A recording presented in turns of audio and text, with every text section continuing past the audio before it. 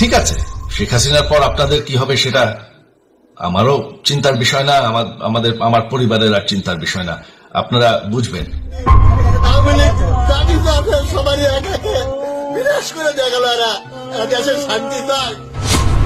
5ই August সরকার পদত্যাগের পর থেকে সারা সোশ্যাল মিডিয়া ভরে উঠেছে অসংখ্য দুঃখজনক পোস্টে, যেখানে দাবি করা হচ্ছে বাংলাদেশের হিন্দুদের উপর হামলা, তাদের মন্দিরে ভাঙচুর, প্রতিমা ভাঙচুরের ঘটনা ঘটছে এবং এসব পোস্টে হাজার হাজার মানুষ রিঅ্যাক্ট, কমেন্ট এবং শেয়ার দিচ্ছে। অর্থাৎ সারা বাংলাদেশে বর্তমানে এক অস্থিতিশীল পরিবেশের সৃষ্টি হয়েছে। কিন্তু বাস্তবে তার কতটুকু সত্যতা আছে, নাকি গুজবের মাধ্যমে সারা দেশে বিভ্রান্তি তৈরি করে কোনো মাস্টার মাইন্ড প্ল্যানিং চলছে? কোনো মন্তব্য করার আগে অবশ্যই সম্পূর্ণ ভিডিওটা দেখবেন এবং তারপর আপনার মতামত জানাবেন।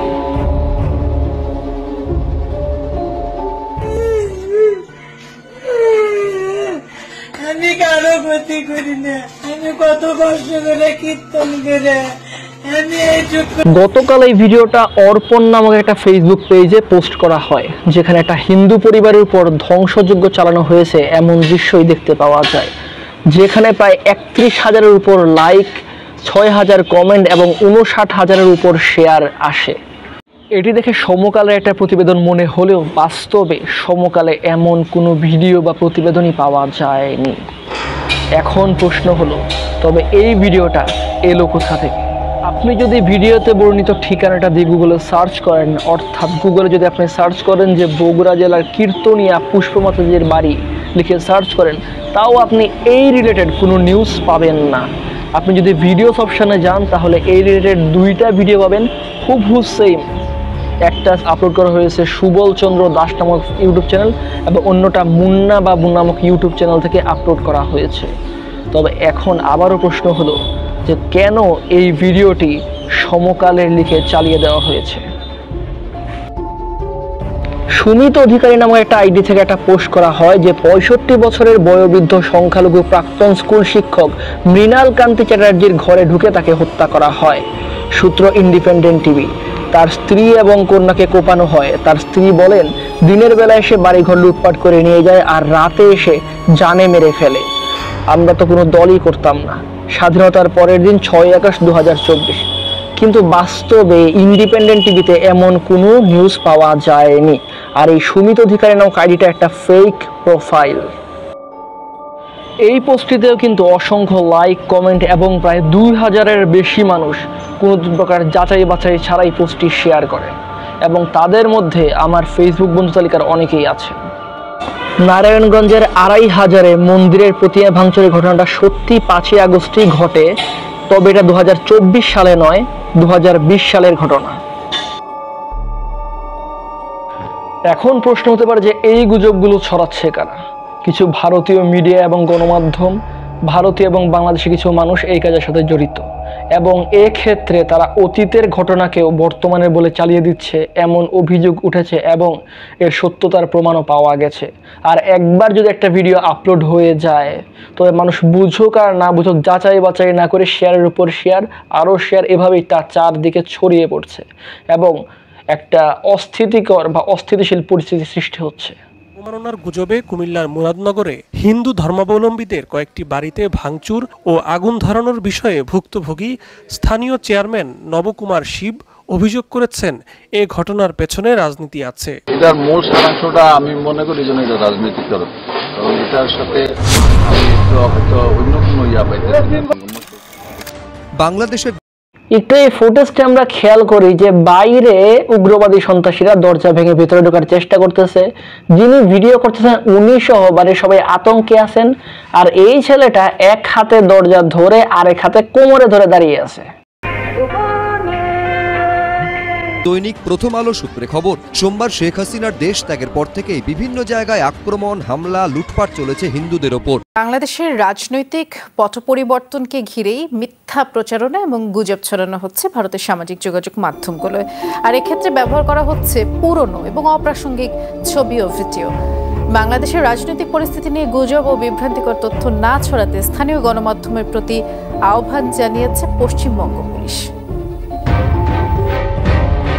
বাংলাদেশি পোশাকের ব্র্যান্ড ইয়েলোতে অগ্নিসংযোগ এবং ভাঙচুরের এই ছবিকে সংখ্যালঘুদের বাড়িতে হামলা বলে প্রচার করা হচ্ছে। মাইক্রো ব্লগ সাইট এক্সে ভাইজারগ্রেড 24 নামের একটি অ্যাকাউন্ট থেকে চালানো হচ্ছে এসব মিথ্যা প্রচারণা। শুধু তাই নয়, 2023 সালে সোহরাওয়ার্দী উদ্যানে পাওয়া রবীন্দ্রনাথ ঠাকুরের এই ভাস্কর্যের ভাঙা অংশকে সাম্প্রতিক রাজনৈতিক সহিংসতা বলে প্রচার করা হয়। আমার ফেসবুক ফ্রেন্ড লিস্টের বহু পাবলিক এই পোস্টটা শেয়ার করছে এবং সাথে ক্যাপশনও দিছে, সাবাস বাংলাদেশ, স্বাধীন বাংলাদেশ, কবিগুরুর মাথা ভেঙে বিজয় উল্লাস। ডক্টর সুষমা নামের একটি ভারতীয় অ্যাকাউন্ট থেকে। এমনকি নড়াইলে বাংলাদেশ ক্রিকেট দলের সাবেক অধিনায়ক মাশরাফির বাড়িতে অগ্নিসংযোগের ঘটনাকে আর এক ক্রিকেটার লিটন দাসের বাড়িতে হামলা বলে প্রচারণা চালায় হিন্দুত্ববাদী বিভিন্ন নেতা। ফেসবুক, এক্স কিংবা ইউটিউবই নয়, মূলধারার বিভিন্ন গণমাধ্যমে চলছে বাংলাদেশ বিরোধী প্রচারণা। এ অবস্থায় বাংলাদেশ সীমান্ত সংলগ্ন পশ্চিমবঙ্গের বিভিন্ন এলাকায় উত্তেজনা ছড়ানোর শঙ্কা কর্তৃপক্ষের। এ অবস্থায় বাংলাদেশের রাজনৈতিক পরিস্থিতি নিয়ে গুজব এবং বিভ্রান্তিকর তথ্য না ছড়াতে পশ্চিমবঙ্গের স্থানীয় গণমাধ্যমের প্রতি আহ্বান জানিয়েছে রাজ্য পুলিশ। স্থানীয়দের সচেতন করতে চলছে মাইকিং।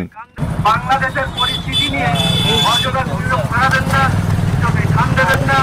কোনো কিছু ঘটনা জানলে সঙ্গে সঙ্গে থানায় ফোন করুন বা থানাকে জানান। এবার সবার মনে প্রশ্ন জাগতে পারে যে কেউ এমনটা কেন করবে বা এসব করে তাদের লাভটা কি? বিজেপি সহ ভারতের অনেক নাগরিকই কিন্তু আবার নতুন করে অখণ্ড ভারতের স্বপ্ন দেখতে শুরু করেছে বহু আগে থেকেই। গত মাসের 28 মে ভারতে ঘটা করে উদ্বোধন করা হয় নতুন সংসদ ভবনের। প্রধানমন্ত্রী নরেন্দ্র মোদী এই ভবনের উদ্বোধন করেন। তবে নতুন এই ভবনে স্থান পাওয়া মানচিত্রের মুরাল নিয়ে তৈরি হয়েছে বিতর্কের। অখণ্ড ভারত নামে যে মানচিত্রের মুরাল তৈরি হয়েছে দেশটির নতুন সংসদ ভবনে, তাতে অন্তর্ভুক্ত হয়েছে বাংলাদেশ, নেপাল, আফগানিস্তান, পাকিস্তান, শ্রীলঙ্কা ও মিয়ানমার। এ ঘটনায় এরই মধ্যে প্রতিক্রিয়া হয়েছে সংশ্লিষ্ট দেশগুলোতে। দিল্লিতে ভারতের নতুন সংসদ ভবনের একটি অখণ্ড ভারতের মানচিত্র রাখা হয়েছে। সেখানে আফগানিস্তান, পাকিস্তান, নেপাল, মিয়ানমার, শ্রীলঙ্কার পাশাপাশি বাংলাদেশকে দেখানো হয়েছে। এই অখণ্ড ভারত নিয়ে মোদী সরকারের দৃষ্টিভঙ্গি স্পষ্ট করেছেন খনিজ, কয়লা ও সংসদীয় সম্পর্ক বিষয়ক মন্ত্রী প্রহ্লাদ যোশী। অখণ্ড ভারতের এই মানচিত্রের ছবি দিয়ে টুইট করে তিনি লিখেন, সংকল্পটা স্পষ্ট, অখণ্ড ভারত। অফিসিয়ালি অখণ্ড ভারতের মানচিত্র প্রকাশ করেছে ভারত সরকার, যেখানে বাংলাদেশ এখন থেকে ভারতের অংশ। ভারতের নতুন পার্লামেন্ট ভবনে স্থান পেয়েছে অখণ্ড ভারতের মানচিত্র। সেক্ষেত্রে প্রশ্ন হচ্ছে, ভারতের উদ্দেশ্য কি? তারা কি বাংলাদেশকে ভারতের রাজ্য হিসেবে অন্তর্ভুক্ত করতে চায়? এই প্রশ্নের উত্তর পেতে আমাদের জানতে হবে অখণ্ড ভারত আসলে কি। ভারতের কট্টরপন্থী হিন্দুত্ববাদী নীতিমালা হচ্ছে অখণ্ড ভারত, যার ভৌগোলিক অবস্থান বিশাল, যাকে বলা হয় মহাভারত। শুধুমাত্র বাংলাদেশই নয়, এই তালিকায় পাকিস্তান, আফগানিস্তান, মিয়ানমার, নেপাল এবং ভুটানকে অন্তর্ভুক্ত করেছে। ভারতের উদ্দেশ্য একদিন এই অঞ্চল দখল করা, পরবর্তীতে হিন্দু রাষ্ট্র গঠন করবে। তবে এই রাষ্ট্রে একমাত্র হিন্দু সম্প্রদায় সকল অধিকার ভোগ করবে। তবে অন্য সকল ধর্মের মানুষের থাকবে না কোনো অধিকার, যেমন রাষ্ট্রীয় গুরুত্বপূর্ণ পদে মুসলিমরা নির্বাচন করতে পারবে না, এছাড়াও উচ্চপদস্থ কোনো কর্মকর্তা হতে পারবে না। এই বিষয়গুলো বাস্তবায়ন করবে অখণ্ড ভারতের আওতাধীন। এখন প্রশ্ন হচ্ছে, ভারতের পক্ষে আদৌ এটি বাস্তবায়ন করা সম্ভব কিনা। ভারতের পক্ষে অখণ্ড ভারত প্রতিষ্ঠা করা আপাতত সম্ভব নয় এমন মনে হতে পারে, তবে এটি অবশ্যই ঘটতে পারে হাদিসের আলোকে। একই সঙ্গে রয়েছে যৌক্তিক কারণ। মুহাম্মদ সাল্লাল্লাহু আলাইহি ওয়াসাল্লাম এ বিষয়ে ভবিষ্যৎবাণী করেছিলেন, যাকে বলা হয় গাজাতুল হিন্দ। বর্তমানে মনে হচ্ছে আফগানিস্তান, বাংলাদেশ এবং পাকিস্তানের মতো দেশকে দখল করা সহজ নয়। তবে সময়ের সঙ্গে ভারতের সামরিক শক্তি বৃদ্ধি পাচ্ছে, বিপরীতে পাকিস্তানের অর্থনৈতিক মেরুদণ্ড পঙ্গু হচ্ছে। সুতরাং উপমহাদেশে সামরিক শক্তির ভারসাম্য ভারতের পক্ষে চলে যাচ্ছে। আগামী 20 থেকে 30 বছর পর ভারতের একচিটিয়া আধিপত্য বিস্তার করা অসম্ভব কিছু নয়। তাছাড়া ভুটানের মতো দেশকে অঘোষিতভাবে ইতিমধ্যে দখল করে নিয়েছে ভারতীয় সেনাবাহিনী। তাই ভারত চায় বাংলাদেশ হিন্দু মুসলিম দাঙ্গা তৈরি করতে, যেন পরবর্তীতে হিন্দুদের বাঁচানোর অজুহাতে ভারতীয় সেনাবাহিনী বাংলাদেশে ঢুকতে পারে এবং তা দখল করে নিতে পারে। এবং এখানে আওয়ামী লীগ এত বছর ভারতের পুতুল হিসেবে কাজ করেছে। বাংলাদেশকে দখল করার ঘোষণা ভারত অসংখ্যবার দিয়েছে, তারপরেও কোনো ধরনের আপত্তি বাংলাদেশ করেনি। সুতরাং নতুন করে ভারতের অংশ হিসেবে বাংলাদেশকে প্রকাশ করলেও সরকার আপত্তি করবে না, এই বিষয়টি এখন অনুমান করা যায়। ভারতের কোনো বিষয়ে আপত্তি করার মতো অবস্থানে বাংলাদেশ সরকার নেই। 1971 সালের মুক্তিযুদ্ধে বাংলাদেশের পক্ষে ভারতের অবদান অনেক, তা আমরা মানতে বাধ্য। কিন্তু এর পর থেকে ভারত কিভাবে সকল ক্ষেত্রে বাংলাদেশকে বাঁশের পর বাঁশ দিয়ে গেছে তা একটু অনুসন্ধান করলে আপনারা সবাই জানতে পারবেন। এবং এসবের বিরুদ্ধে যারা আওয়াজ তুলেছে বা প্রতিবাদ করেছে বা কথা বলেছে তাদের প্রায় সবাইকেই কিন্তু গুম খুনের শিকার হতে হয়েছে। 2019 সালের 5ই অক্টোবর ভারতকে নিয়ে একটা ফেসবুক পোস্টের জন্য বুয়েটের মেধাবী ছাত্র আবরার ফাহাদকে 2011 নম্বর কক্ষে ডেকে নিয়ে নির্মমভাবে পিটিয়ে হত্যা করে ছাত্রলীগের নেতাকর্মীরা। এরপর তার লাশটা সিঁড়ির উপর ফেলে রাখা হয়। এমন আর অসংখ্য গুম খুনের পিছনে ভারত এবং তৎকালীন বাংলাদেশ সরকার সরাসরি জড়িত। বাংলাদেশকে দখলের শুরুটা হয়েছিল 2009 সালের 25শে ফেব্রুয়ারি। সেনাবাহিনীর মেরুদণ্ড ভেঙে দেওয়ার পর ভারতীয় গোয়েন্দা সংস্থা বাংলাদেশের নির্বাচন ব্যবস্থা, সংবিধান, বিচার বিভাগ, আদালত, প্রশাসন সবকিছু ধ্বংস করে দেয়। দেশটিতে এখন নির্ধারিত দিনের ভোট আগের দিন রাতেই শেষ হয়ে যায়। তারপরেও কেউ কথা বলার সাহস পায় না, কারণ প্রতিবাদ করলেই গুম অথবা খুনের শিকার হতে হয়।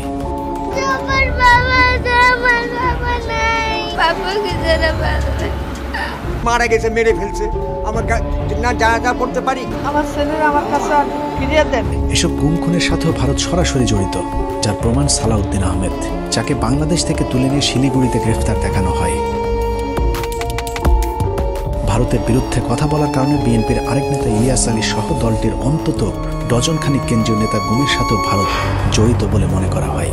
India to Bangladesh, Bangladesh to এই যে ট্রাম্প, বাংলাদেশের উপর দিয়ে যদি এই রাস্তাটা তৈরি হয়ে যায় তাহলে পার্মানেন্টলি চিরস্থায়ীভাবে বাংলাদেশ তাদের দাসত্বের শৃঙ্খলে বন্দী হবে। দেশপ্রেমিক গুণী সাংবাদিক ফরহাদ মাজারকেও ভারত গুম করে নিয়ে যাবার পথে সীমান্ত থেকে উদ্ধার করা হয়। দিল্লির একটা তাবেদার রাষ্ট্র বাংলাদেশে কায়েম করবার জন্য আমাদেরকে পরাধীন জাতিতে বাংলাদেশের সাথে ভারতের গোপন কিছু চুক্তির নথি সংগ্রহ করার কারণে সংবাদ প্রচারের আগেই খুন করা হয় সাংবাদিক সাগর রুনি দম্পতিকে। এসব নিয়ে এখন আলোচনা করতে গেলে আরো অনেক সময়ের দরকার, আর এসব খুবই সেন্সিটিভ বিষয়, সো আমি প্রমাণ ছাড়া কিছুই বলি না। তার মানে বাংলাদেশে যে একেবারে কিছুই হয়নি, সোশ্যাল মিডিয়া যেগুলো ভাইরাল হইতেছে বা যে ভিডিওগুলো আসতেছে ওইগুলো একেবারেই গুজব, এমনটা কিন্তু না। 5ই আগস্ট বিজয়ের দিন উল্লাসের নামে একদল সন্ত্রাস ও উগ্রবাদী গোষ্ঠী কিন্তু প্রায় সারা বাংলাদেশে ব্যাপক হামলা, ভাঙচুর ও ধ্বংসযজ্ঞ চালায়, যেখানে ভুক্তভোগীদের সবাই ছিলেন আওয়ামী লীগ সমর্থক।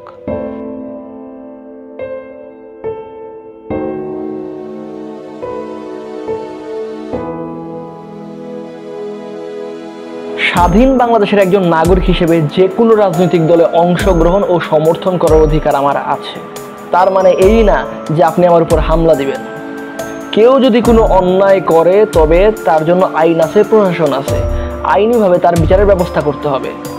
কিন্তু তার বাড়িঘরে হামলা দেওয়া, বাড়িঘর ভাঙচুর করা, এটা কি ধরনের দেশপ্রেম? জলের গান ব্যান্ডের রাহুল আনন্দদাকে যারা চেনেন বা ওনার সাথে যারা কাজ করছেন তারাই বলতে পারবেন যে উনি কেমন মনের মানুষ। কিন্তু উনার মতো একটা মানুষকেও ঘর থেকে বের করে দিয়ে উনাদের ঘরে ভাঙচুর, হামলা, অগ্নিসংযোগের ঘটনা ঘটেছে। বাংলাদেশ ক্রিকেট টিমের সাবেক অধিনায়ক মাশরাফি বিন মুর্তজা সহ হয়তো আওয়ামী লীগের এমন কোনো সমর্থক বাকি নেই যার ঘরে বা যার বাড়িতে দুর্বৃত্তরা হামলা চালায়নি। দেখেন কি অবস্থা, বাড়ি ঘর ভাঙ্গা কি করছে, কোনো কিছু রাখে নাই। পুড়িয়ে দিয়েছে বঙ্গবন্ধু শেখ মুজিবুর রহমানের ঐতিহাসিক ধানমন্ডির 32 নম্বর সড়কের বাসাটিও। ছোটবেলায় আমরা বাংলাদেশ বিশ্ব পরিচয় বইয়ে পড়েছিলাম যে মেহেরপুরের বৈদ্যনাথ তলার আম্র কাননে মুজিবনগর সরকার গঠিত হয়। সেই মেহেরপুরেও কিন্তু বিভিন্ন আওয়ামী লীগ সমর্থকদের বাড়িতে হামলা হয়েছে এবং মেহেরপুরের ঐতিহ্যবাহী ইসকন মন্দিরেও কিন্তু হামলার ঘটনা ঘটেছে। এমন একটা খবর আমি প্রথম আলোতে পড়ার পর আমি সেখানে যোগাযোগ করেছিলাম। গুগলে যদি আপনি মেহেরপুরের ইসকন মন্দির লিখে সার্চ করেন তাহলে ওই উইকিপিডিয়াতে আপনারা যোগাযোগের জন্য একটা নাম্বার পাবেন এবং সেভাবে সেই নাম্বার দিয়ে যোগাযোগ করা যাবে।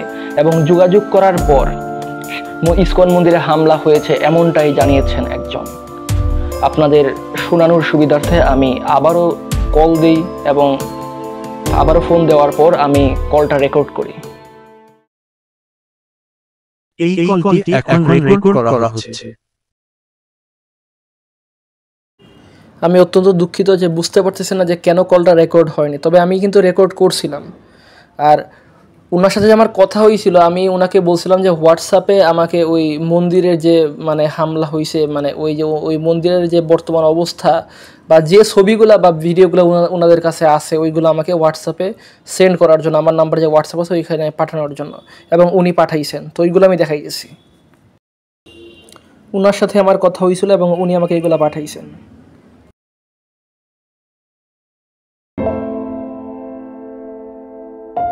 সবাই দেখতেই পাচ্ছেন যে কি একটা বাজে অবস্থা হয়েছে। আমি এইগুলা স্ক্রিন রেকর্ডিং করে দেখাইছি, নাইলে হয়তো আবার অন্য কেউ বলতে পারে যে এগুলো আমি অন্য কোথাও থেকে নিয়ে আসছি, তাই আমি প্রমাণস্বরূপ স্ক্রিন রেকর্ডিং করে দেখাইছি। আমি প্রমাণ ছাড়া কিছুই দেই না।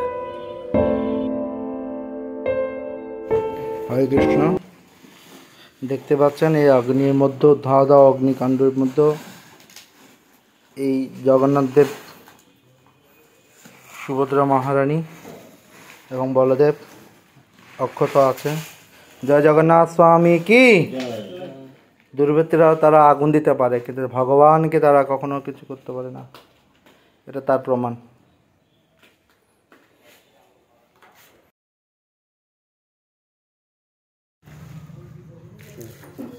ওনার সাথেই কিন্তু আমার মোবাইলে কথা হয়েছিল এবং উনি আমাকে এগুলো পাঠাইছিলেন।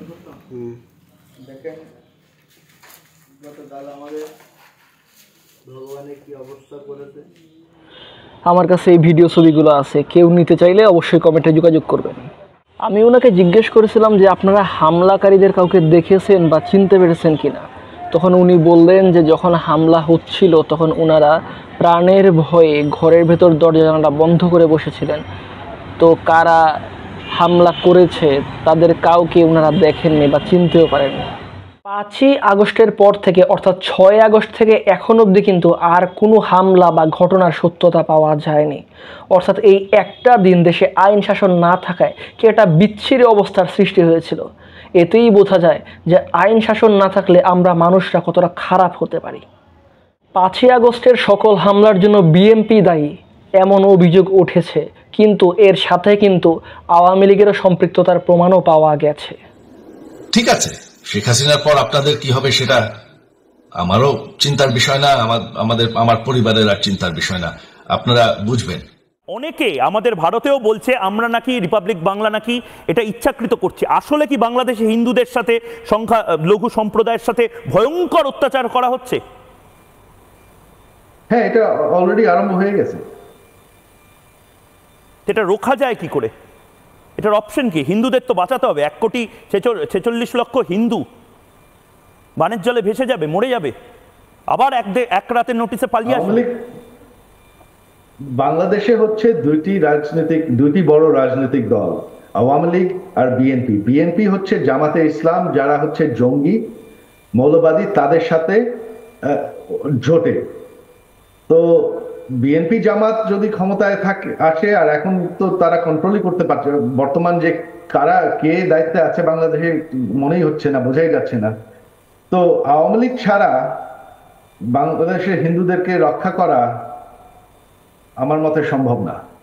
এই 5ই আগস্ট এক নোংরা রাজনীতির বলি হতে হয় আমার দেশের মানুষদের।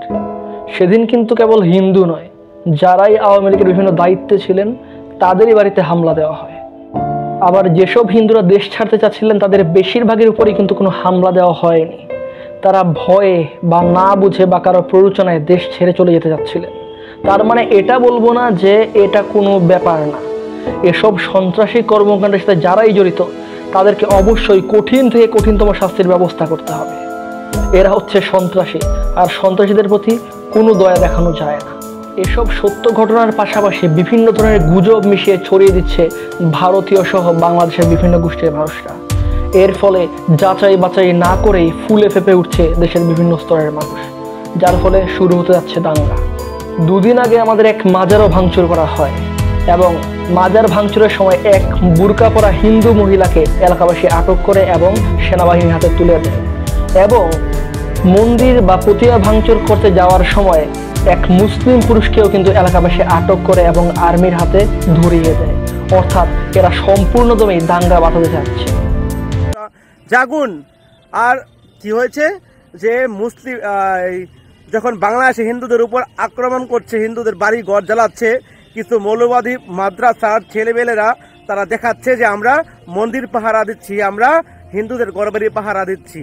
তার নমুনা আপনাদেরকে কিছুক্ষণ পর দেখাচ্ছি যে তারা পাহারার নামে সেই বাড়িতে একটা মেয়ে ছিল, হিন্দু মেয়ে। প্রথম দিন দেখে গেছে, পরের দিন সেই মেয়েটাকে নির্যাতন করেছে, দর্শন করে তাকে গণহত্যা করে তাকে মেরে ফেলা হয়েছে।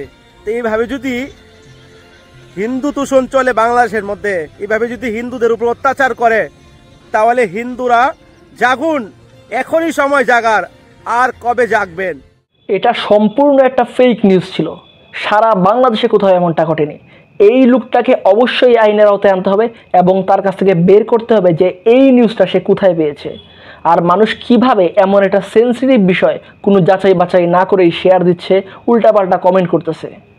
মাদ্রাসার শিক্ষার্থীরা যারা রাত জেগে মন্দির পাহারা দিচ্ছে, তারা যখন জানবে যে তাদের এই রাত জেগে মন্দির পাহারা দেওয়ার উপহার কিছু মানুষ এভাবে দিচ্ছে, তবে তাদের মনটাই ভেঙে যাবে। আর তখন শুধু তাদেরকে কেন, কাউকে আপনারা পাশে পাবেন না। Is the 37 million the Hindu, Buddhist and Christian are disappeared. Please help us for Bangladeshi people. We want to stay in our country. Yeah, still there is 18 million minority people. My request is, please help us. We don't want to leave our country. Just help us to stay. I have lost my home. They burned my home. They taken my land, but no judgment yet taken place. Please. Who took the land? Who took the home and the land? The Muslim fundamentalist group, and they are always they are getting the political shelter. Always. I know the president has to get on. So. President ট্রাম্পের কাছে প্রিয়া সাহার অভিযোগকে অবাস্তব বলে এর সঙ্গে নিজেদের সম্পৃক্ততা নেই বলে জানিয়েছেন সংগঠনটির সাধারণ সম্পাদক রানা দাশগুপ্ত। তিনি কিভাবে যুক্তরাষ্ট্রে গেছেন তাও জানেন না তারা। আর এই বক্তব্যকে দেশদ্রোহে শামিল মন্তব্য করে এর কারণ খুঁজে বের করার তাগিদ সমাজ বিশ্লেষকদের। পাশাপাশি তাদের পরামর্শ, সামাজিক যোগাযোগ মাধ্যমে এই নিয়ে এমন কোনো মতামত দেওয়া ঠিক হবে না যাতে সাম্প্রদায়িক সম্প্রীতি নষ্ট হয়। আমেরিকা যে ভাষণ দিচ্ছে যে হিন্দু বরে যে অন্যায় অত্যাচার চালাচ্ছে, এটা কিন্তু সম্পূর্ণ মিথ্যে কথা। তাদের লোকজনে পড়াইছে তার ঘর, তার ঘর না, তার ভাইয়ের ঘর, ভাঙা একটা ঘর।